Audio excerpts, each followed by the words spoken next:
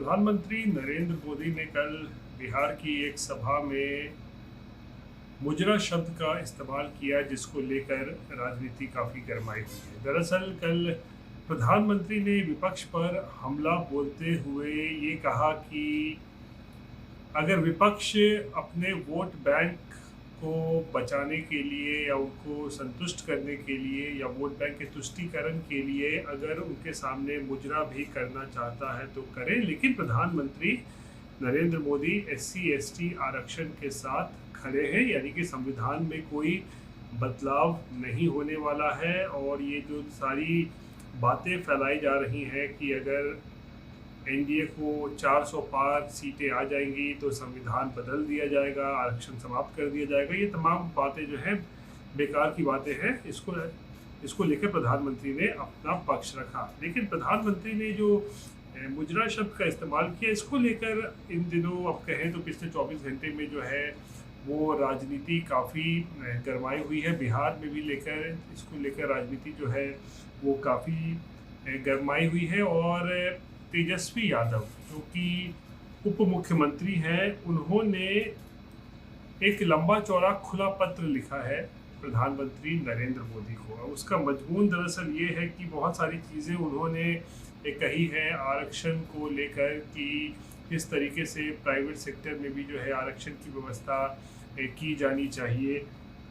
लेकिन वहीं मुजरा शब्द को लेकर भी तेजस्वी यादव ने एक बात कही है। उन्होंने कहा है कि आज आप बिहार आए और यहाँ आकर आपने जितनी आधारहीन, तथ्यहीन और झूठी बातें कर सकते थे आपने की। आपसे अपेक्षा नहीं है कि आप अपने पद की गरिमा का ख्याल रख विमर्श को ऊंचा रखेंगे, लेकिन आज आप भैंस मंगलसूत्र के रास्ते होते हुए मुजरा तक शब्दावली पर आ गए। अब इसको लेकर तेजस्वी यादव ने प्रधानमंत्री को जो खुला पत्र लिखा है इसका भी उल्लेख किया है कि किस तरीके से प्रधानमंत्री ने मुजरा शब्द का इस्तेमाल किया है। और तेजस्वी ने कहा है तो प्रधानमंत्री की इस भाषा को लेकर उन्होंने चिंता व्यक्त की है और सवाल पूछा है कि क्या प्रधानमंत्री की भाषा इस तरीके की होनी चाहिए। इसको लेकर उन्होंने सवाल खड़े किए हैं। लेकिन दूसरी तरफ उन्होंने निजी क्षेत्र में आरक्षण की व्यवस्था भी लागू करने को लेकर प्रधानमंत्री को ये खुला पत्र जो है उन्होंने लिख दिया है। और दरअसल कल प्रधानमंत्री ने लालू परिवार पर भी जमकर हमला बोला था। कल दरअसल प्रधानमंत्री ने साफ कहा था कि वो अगर तीसरी बार प्रधानमंत्री बनते हैं, उनको उतने वोट्स मिलते हैं और ताकत मिलती है, तो उन्होंने कहा था कि वो तीसरे टर्म में आते हैं तो लालू प्रसाद और तेजस्वी यादव जेल की सलाखों के पीछे होंगे। तो कड़े शब्दों का प्रयोग किया था प्रधानमंत्री नरेंद्र मोदी ने।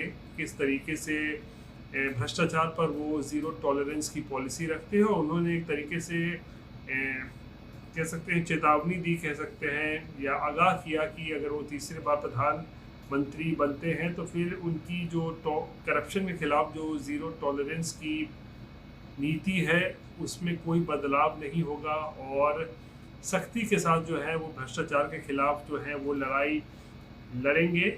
और इसी कड़ी में उन्होंने साफ कह दिया कि तीसरे कार्यकाल में अगर वो आते हैं तो फिर लालू प्रसाद और तेजस्वी यादव जेल की सलाखों के पीछे होंगे। और इसको लेकर भी अपने खुले पत्र में तेजस्वी यादव ने इसका भी जिक्र किया है और सवाल उनसे भी पूछा है कि क्या प्रधानमंत्री एक 34 साल के लड़के से डर गए हैं जो इस तरीके की भाषा का प्रयोग कर रहे हैं। तेजस्वी यादव ने यहाँ लिखा है कि लोकतांत्रिक लड़ाई लड़ने के बजाय आप युवाओं को नौकरी दिलाने के लिए संघर्षशील एक 34 वर्षीय युवा तेजस्वी को जेल भेजने की धमकी दे रहे हैं।